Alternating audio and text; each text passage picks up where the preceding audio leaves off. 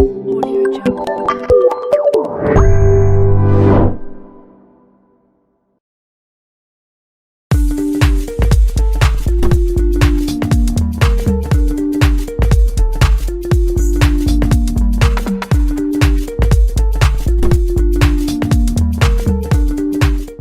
back to another Tech Times exclusive interview. Today we're talking with Anthony Finbow, CEO of Eagle Genomics, a platform company that provides the data fabric for the bio revolution. Anthony, thanks for joining us today. Chris, thanks for having me. Delighted to be here. Absolutely. Let's jump right in, shall we? Okay, first off, could you just please tell us a little bit about yourself and your company platform, Eagle Genomics? Yeah, so I'm Anthony Finbow. I'm CEO of Eagle Genomics. We are a technology company. We've built a platform called the eData Scientist, which makes biological data accessible to scientists and innovators. Biology is a nanoscale science, and it's evolving really quickly. Some people have described the 21st century as the century of biology. In order for us to accelerate innovations that are biology inspired or biology focused, we need to build the data fabric such that we can explore and exploit these data more effectively and reliably. And we have to make those data accessible to humans. So our eData Scientist platform is doing that. We provide the trusted data fabric that links data, internal data and external data from research establishments, and then creates the application framework on top of those data so that scientists can explore and exploit these data. We support them from hypothesis generation at one end of the spectrum, right the way through to the bundling of the evidential materials to support a particular product claim. And we're focused, in fact, on the microbiome, and I'm happy to tell you more about what that means. Yeah, actually, could you maybe tell us the importance of the microbiome to the average human or citizen? Absolutely, I will. Look, in the narrowest sense, Chris, the microbiome is this 2 kilograms of microorganisms that exists in your lower gut that effectively translates what you eat into what you need to subsist, to be healthy, to subsist in the environment. I like to also think of it as the software programming mechanism that programs the immune system from early life or even perhaps prior to birth. Some people describe it as the most recently discovered organ, although it's an ecology of microorganisms that has co-evolved with the human host. That's in the narrow sense. In the broadest sense, it describes the lion's share of the biomass on Earth. We evolved out of these organisms and we co-evolved with these organisms. They're invisible, so we practically, until quite recently at least, ignored them or found the understanding of how we interact with them on a micro scale, on a macro scale, and on a massive scale, inaccessible. So really what we're doing with our platform is enabling our customers to participate in the bio revolution. And the microbiome we perceive to be the most proximate battleground in the bio revolution. So we're helping customers, large enterprises, not just biotech and pharma companies, but enterprises in the personal care and beauty space, in the food and nutrition space, and the ag bio space, to understand these data and how they fit. And we're transforming their models of wellness, disease, illness through this understanding.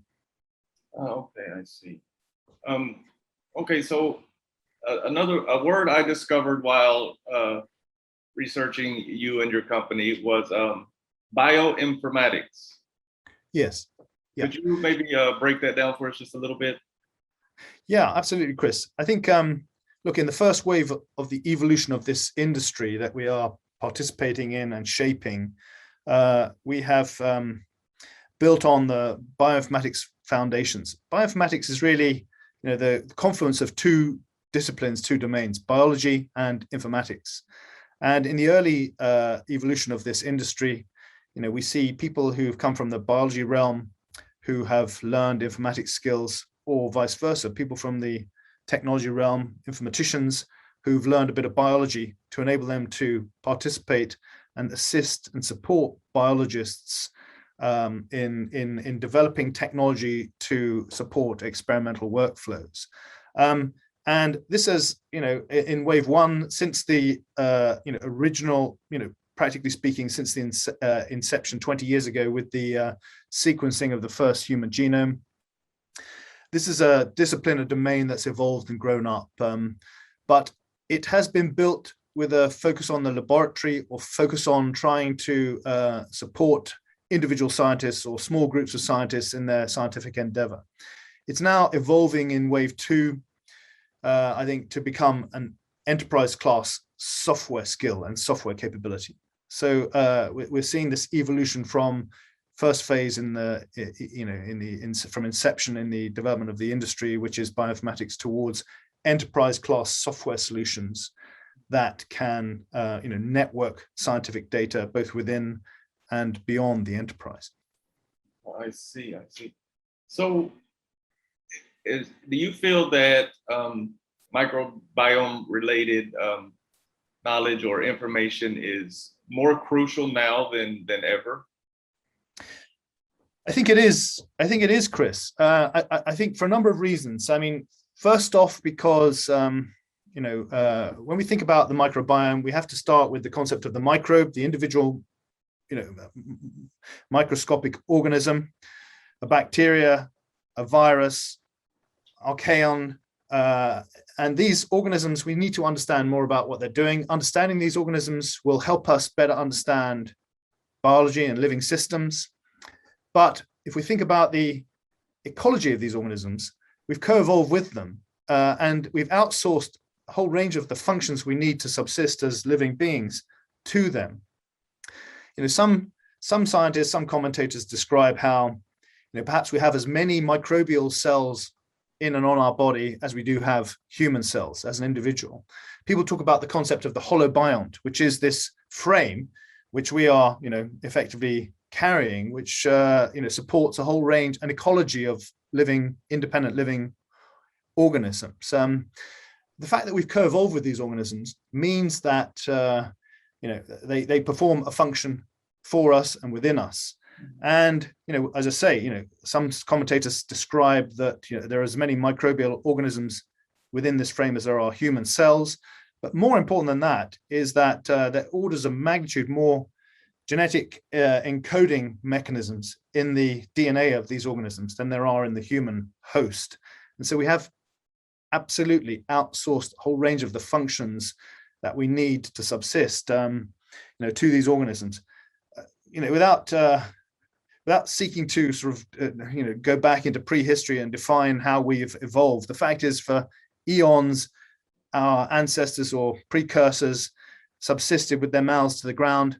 There was a constant, transmission of these organisms through the pipe, the tube that links your mouth to your, anus, and there was a constant evolution of the function of these organisms in digesting your food, translating those, components, constituents, chemical and molecular constituents of your food into derivative metabolites, other substances that we need to subsist. For instance, serotonin, is largely produced by metabolism through gut microbes in the lower gut. But as we've kind of evolved in more recent years, the separation between the microbes in the soil, in the earth, and the human has become more significant. And the conversation between the ecology of microbes in the gut and the human host is breaking down as a consequence of this. There are fewer organisms, and the range of diversity in the gut is reduced as a function of that. And a lot of scientists are starting to suggest and conduct experiments that are, if you like, corroborating these suggestions that describe how the breakdown in this conversation between the microbial ecology and the human host is possibly at the root cause of a whole range of, maladies, modern day maladies, like non-communicable diseases. There are suggestions that some of the more serious maladies, like cancer, are possibly not just genetic diseases, but metabolic diseases, and that dysbiosis, which is the damage to the microbial ecology, is perhaps at the root of that challenge. So really what we're trying to do is enable organizations that are trying to, focus on disease wellness and more healthy consumers upstream from illness in the wellness domain, better understand how to utilize microbiome science to ensure that their products do good. And we are also helping biotech and pharma companies better understand, to augment their models of disease with this networked understanding of the microbiome, so that those disease models are more complete. And we're seeing in a whole range of domains, particularly if we think about cancer therapeutics, immuno-oncology, we're seeing that there is clear impact of the efficacy of certain therapeutic interventions based on whether the gut microbiome is healthy and contains a diverse array of microorganisms. So we're starting to see this really dawn of a new era in scientific discovery based on this networking of the microbiome into the models. I see. So do you think that this breakdown in conversation, I think, as you put it, between the host, which is us, the human, and the microbiome, do you think this is a direct result of, how would you say, like how our lives have changed, how the food is now processed, there's all these additives, and we're not eating fresh from the garden anymore as much? Is that a direct translation from how civilization has evolved? I think certainly, Chris, along those lines. I mean, we're definitely not eating the array of foodstuffs that we evolved to eat. And so the diet is transformed and changed such that the organisms are, having to compete in different ways, or are favored in different ways by some of the substances we're eating. Processed sugars, for instance, are radically transforming the gut microbiome. We're not eating enough fiber, so some of the organisms that have evolved to break down the fiber products are no longer being nourished, and they're no longer able to translate those fiber products into, for instance, short chain fatty acids, which are key to immune system modulation. So certainly that's the case. And of course, therapeutic interventions, antibiotics are also causing significant damage, perturbations to the microbial ecologies within our guts. And just environmental factors as well are changing things. What we're doing to the soils in treating them with herbicides and fertilizers, and the plants that are being grown in these soils are being changed in ways we have not really explored in the depth required to really understand the mechanisms whereby we're possibly being imperiled or damaged. And I think this understanding of microbiome science is enabling us to look at this system-wide challenges that we are faced with and need to resolve, because we're seeing a huge range of these non-communicable diseases, maladies like asthma, but perhaps even autism, inflammatory disease, obesity, multiple sclerosis, a whole range of these diseases being linked with microbial dysbiosis. So I think it's absolutely going to be transformative, the understanding of these, the impact of these organisms. Okay, yeah, I understand that. That makes sense. Within my research, I stumbled up on something that's called knowledge transfer network. I think that's maybe the one of the techiest things that's really happening here. So if you could maybe break that down for us a little bit. Well, what's interesting, I think, is I think you're actually referring to the KTN, the Knowledge Transfer Network, which is a division of the UKRI, UK Research Institute. And the UK Research Institute tasked the KTN with building a microbiome innovation network and with delivering the microbiome strategic roadmap for the UK. And they tasked Eagle Genomics and me particularly with the enabling technologies workstream to develop that roadmap, that strategic roadmap for microbiome science and technology within the UK. It was the beginning of government initiative to try and focus on building a world-leading capability, both from a technology innovation perspective, but from a science perspective as well here in the UK. But I think, Chris, what's interesting is that actually, you're describing with that knowledge transfer network, the essential requirement for 21st century science, which is that you have a closer linkage between the organizations that are driving the science at the leading edge of the envelope and the enterprises that are seeking to apply that science in developing products and the like. And we've seen, of course, through the last couple of years with the COVID challenge that there's been an acceleration in life sciences R&D and research, and there's been very much more significant focus on microorganisms, of course, viruses and viral impact, and engineering organisms, to produce vaccines with mRNA vaccines, programming our cells to produce the spike proteins that our immune systems then respond to. The appetite and the interest and the willingness to share data has increased in a way that we haven't seen, and accelerated in an extraordinary way. The problem with that is that the problem has been pushed downstream. Sharing data is no longer the problem. Fusing data, integrating these data, and making any insight generated from these data accessible and reliable and repeatable is the challenge. And that's the challenge we're addressing with the e-data scientists.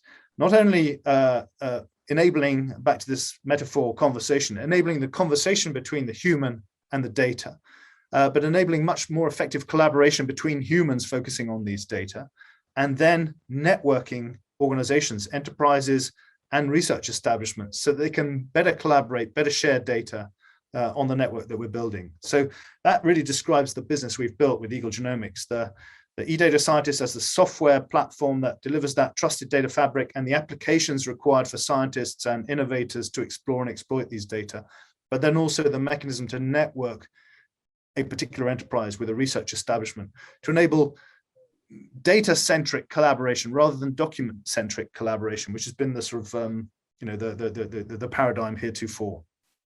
I see that you recently spoke at the Omics, excuse me if I say this wrong, Omics Research Symposium. Yes. Yeah, can you please share your perspective? I've seen that you spoke specifically about the gap between academia and the industry in bioinformatics. Yeah, well, I think the Omics research event you're describing was really to stimulate that next generation of young people that are coming through to be the bioinformaticians of the future, or to be the individuals that are going to be, deploying technology solutions for the biorevolution. Biorevolution, by the way, is a term that McKinsey and Company coined just a couple of years ago with their McKinsey research report describing the beginning of a new economy, the bioeconomy, which is going to generate trillions of dollars, tens of trillions of dollars of economic opportunity. So really what I was describing there is the requirement for us to bridge research establishments with the enterprises so that we have a more effective technology transfer and knowledge transfer, so that new resources coming into the industry that may be focusing on research projects have a path to enterprise and have a path to entrepreneurship and have a path to creating the companies of the future, the companies that are going to shape and drive this biorevolution. And that's something I'm, particularly enthusiastic about and passionate about. I've in my own career had the benefit of, doing many, many things, but sort of bootstrapping my way up to building businesses from, a career at the beginning, which started with a technology apprenticeship. So I'm very keen on supporting young people in their journey to fulfill their potential. And so that's why I was very enthusiastic to participate in that particular event. Okay, great. Speaking of inspiring people, what inspired you to pursue a career in life sciences? Well, the extraordinary thing, Chris, is that I didn't have any idea that I was going to pursue in life science, a career in life sciences. And I came to it quite late. In fact, I had started life as an aircraft engineer, and I'd qualified then as don't ask me how, but a corporate lawyer and then an investment banker before I got my first opportunity to get back into industry with the first internet boom, and I ended up, just as internet boom turned to bust, as CEO of what was then a company at the leading edge developing internet networking technologies, listed on the London Stock Exchange and the NASDAQ. So it was a bit of a baptism of fire, my first CEO gig under those circumstances. And then over the 20 years, I've made a career out of turning and transforming these tech businesses that are not necessarily fulfilling their potential. But then along the way, I got struck down with an autoimmune disease which nearly killed me. And as I was recovering in my hospital bed, in fact, from this illness, and I made a full recovery, thank goodness. But I read an article in The Economist describing the microbiome for the first time, and I was able to appreciate how my own illness, how my own challenges had perhaps their roots in microbial dysbiosis, this very field that Eagle Genomics is focused on.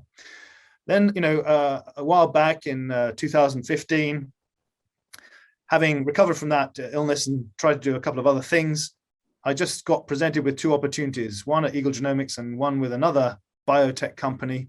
I became chairman of both businesses in parallel, transformed the first and sold it on to Bruker, a major life sciences instrument vendor. And then I became full-time CEO at Eagle Genomics, focusing on this domain, this microbiome. It's become, really is the job of the work of my life. I'm incredibly enthusiastic about the science. I went online at MIT to do fundamentals of genomics as part of my journey to equip myself to do this work. And, this is really absolutely the 21st century is the biocentury. So I encourage anyone that is interested in, but believes biology is inaccessible. Biology is being transformed in a way we could never imagine by technology. And anyone can, from a technology background, can step into this industry today and, with a bit of diligence, with a bit of work, come up to speed and start contributing. I think that's the thing about it that is so inspirational, that it is, it's accessible, it's challenging, it's deeply technical and deeply scientific, and for a particular type of individual, that's incredibly exciting. But it is at the beginning of a new dawn, which is, I think, going to be describing a new economic paradigm. People talk about the fourth industrial revolution. It's quite clear that that's going to be a bio-inspired revolution towards a more sustainable future, with concepts like nature co-design, engineering or understanding organisms in a better way, and utilizing that understanding towards a more generative or regenerative future, rather than the previous economic paradigm, which was more exploitative. And why is that going to happen? Because it's absolutely necessary now. We've reached the point where we have to revector and transform industry towards a more sustainable future.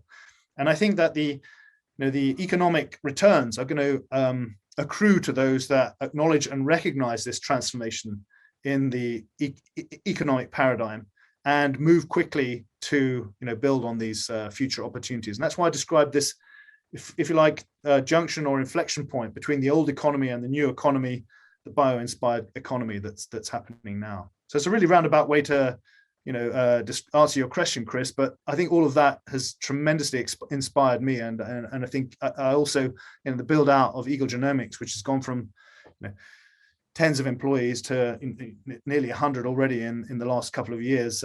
It's inspiring a lot of people, the journey we're on and the opportunity. Yeah, I think so. I think it's a very inspirational story, especially with the aspect that your life was affected. And, so it's not just, obviously it's a labor of passion for you at this point, to really better civilization, better healthcare, better, even to better life, as to the point where maybe healthcare isn't as needed so much. Well, we have to do that, right? Because the health systems will collapse under the strain and under the weight of the challenge that longer lifespans but shorter health spans is going to create unless we address this upstream opportunity. So it's once again, it's an economic imperative that we do that, but it is I think it enables one to wake up every day with a sort of more purpose-orientated way of being. And that's what's exciting to me, but also to the young generation of new employees that want to do something to transform the way we live for the better. Okay, so let's say one of our viewers here at Take Time Exclusives has become inspired by this point. They say, maybe they're 10 years old or 12 years old or 15 or 30. You can get inspired at any age. Yeah. What advice would you give someone that says, okay, this is what I want my purpose to be as well? Well, what I'd say is, if you're 10, or between 10 and 16 years, whatever you do, don't give up biology, because that's the beginning.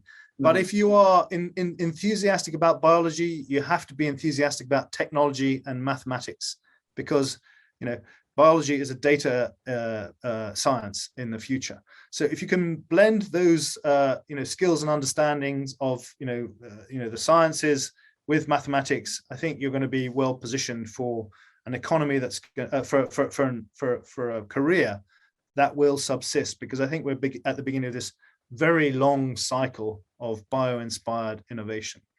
I think, though, also that what I'd say is that my experience, as an entrepreneur coming to this industry, where we have people educated in the scientific disciplines, is that those scientists have not been exposed to environments where they are entrepreneurial. It's much more of a struggle for a scientist to embark on the entrepreneurial journey. Generally speaking, I'm talking about generally. Of course, there are fantastic examples that break that trend. But as a scientist, your objective is to take a ground truth and experiment away from that ground truth, and then prove that incremental challenge to the ground truth is indeed a new truth. And that requires a mindset and a way of being and a way of thinking, which is not such a ranging mindset. The entrepreneur conceives of a different world with a different solution in a different market, none of which subsists and exists today. If you can blend those skills, then I think you're going to be tremendously well equipped for the future economy. And of course, one is required to then focus on the creative disciplines. And I'm inspired also by this incredible work a few years ago, The Second Machine Age, by two economists from MIT, McAfee and Brynjolfsson. And they just effectively said, in this second machine age, the creative disciplines, the disciplines which humans are predisposed to do better than the machines, are where our opportunity lies, rather than in equipping humans to do the things and the tasks that machines do better. And so, if you're going to do maths and science, do something creative as well, because that's where the future lies, but also that is the bridging of the skill set required to build businesses for the bio-revolution. Nice. Yeah, I think that's good advice. Hopefully someone, maybe one day, you'll run into someone and say, I've seen your video and I wanted to jump in this, and here I am. I hope so. Rather than one day, Chris, I hope so pretty soon. We are recruiting those amazing, group of people coming from a range of different disciplines to this new world, incredibly inspired by the opportunity to do some good, but create the technology solutions of the future. So I'd encourage anyone who sees this and is interested, just please do reach out to me at Anthony Finbow, anthony.finbow@eaglegenomics.com. That's awesome. That's so awesome of you to put that out there. I'm sure somebody will definitely jump on. If not myself, I may shoot you an email right after this. By all means, Chris. Okay, so for the last thing, I understand that you just recently secured, or not secured, I'm sorry, but recently announced Series B fundraising. Could you let us know? Well, yeah, thanks, Chris. Look, actually, this time last year, in the depths of the COVID challenge, having entered sort of the year 2020 with some trepidation, from March onwards at least, not knowing what the future might look like in the radically realigned world, we were able to raise a Series A round of funding. We raised $9 million last year, and we've secured some quite incredible new customers through that period, through the Series A funding. such that we're now, growing and scaling and about to launch, in fact, launching this week, the Series B fundraising. So our aim is to continue to fuel the growth that we're experiencing, to expand geographically beyond the US and Europe, where we're currently spending, most of our investment dollars in building our infrastructure, to become a global company. And our intention, my aspiration is that we, within 2-3 years, are able to list this business as an exemplar for that new economy, and a business that's doing good, but generating a return for its stakeholders and shareholders. And those shareholders are driving towards this more sustainable future, using investment as the mechanism to shift the economy and shift industry. So I think I'm tremendously excited about the potential for the Series B. We're just launching today, as I say, and for the future of Eagle Genomics. Awesome. Thank you very much, Anthony, for joining us here on Tech Times Exclusives today. It was a great conversation. I learned a lot personally. I'm sure viewers did too. Thanks very much, Chris. It's been a delight talking to you this morning. Absolutely. So of course, you're always welcome to come back anytime Eagle Genomics has an announcement or just something, or just to hang out. We're here for it. Just let us know, and we'll definitely make it happen. I will keep you in the loop, and would love to come back and talk about progress in future months and years. Awesome. Thank you. Okay, Tech Times watchers, that's it for today. Next week we'll be back with another exclusive. I'm not going to tell y'all who, but they'll be here. So if you like the video, please hit like, subscribe to the channel, and hit the bell so you can get tech notifications anytime we drop videos. All right, thanks, and see you guys next time. Thanks, Chris.